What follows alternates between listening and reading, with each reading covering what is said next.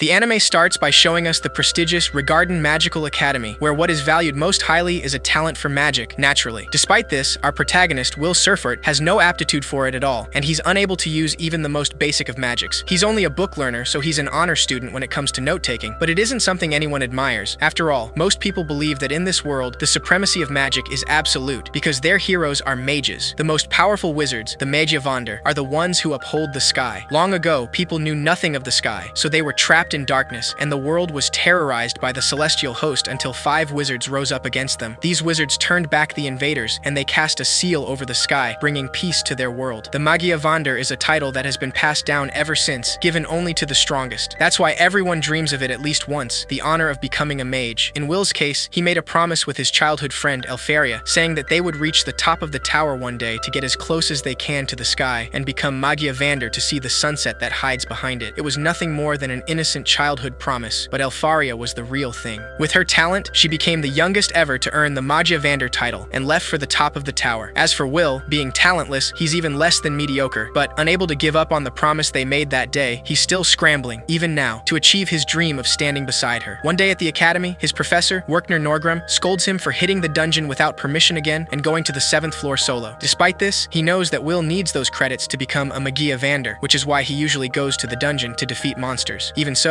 Werkner reminds him that before he heads to the tower, he needs to advance to the upper institute, and to do that, he'll need writing, spell work, and praxis. He needs a tremendous amount of credits from the 3 curricula, and since he can't use magic, he'll never be able to earn spell work credits. Will clarifies that he already knows that, and that's why he's focusing on praxis, collecting credits in the dungeon. Werkner cuts him off before he can finish his sentence, and warns him that advancing through praxis alone is effectively impossible, especially for someone who can't use magic. Will's expression turns slightly sad because he knows it's true, but he's not ready to give up just yet. Werkner asks him to stop thinking about becoming a Magiavander when he may not even graduate. He also mentions that he already knows that he failed to earn any credits on his most recent exams, which means he needs to earn 4 credits by the end of the week. There are only 2 days left, so Will panics and tries to search in his notes for any 4-credit monster. Werkner casually mentions that there have been reports of a Baskerville on the 6th floor, a monster Will hasn't defeated yet. Will hugs his professor without a doubt to thank him, but they don't notice that one of Will's classmates, Cyan Ulster, heard them. Cyan immediately starts plotting something against Will because he really wants to get rid of him, since he thinks he's just a no-talent who's out of his league. Will soon heads to the 6th floor of the dungeon with his familiar Kiki to find the monster and get 4 credits. In the meantime, Cyan and his friends, Lyral Mars and Gordon Barrett, also dive into the 6th floor of the dungeon, planning to get rid of the monster themselves to steal the credits, because they don't want Will in the academy. Cyan firmly believes that a guy who can't use magic shouldn't even speak of the Magiavander, so the very sight of him offends him. They have an easy task, defeating the Baskerville before Will can. However, their plans are completely ruined when a different monster attacks them. Gordon gets crushed against the wall with a single brutal blow, so Lyral panics and screams, casting spells to try to save his life. Will manages to hear that scream, so he immediately runs to the place to see what's going on, and notices that his classmates are being attacked by an evil sentinel, a 10-credit dangerous monster. The sentinel's habitat should be deeper down, so it doesn't make sense that it came up to this floor. Cyan's magic isn't having any effect against the monster, because an evil sentinel is on a whole other level. Despite Cyan's poor treatment against him, Will decides to step in to help him, because Wistoria once told him that he was kind and braver than anyone. He actually disagrees, because the only thing he wants is to be worthy of her, which is why he'll become like a lone sword at the very least. As Will lunges at the evil sentinel without a second thought, Professor Edward Serfort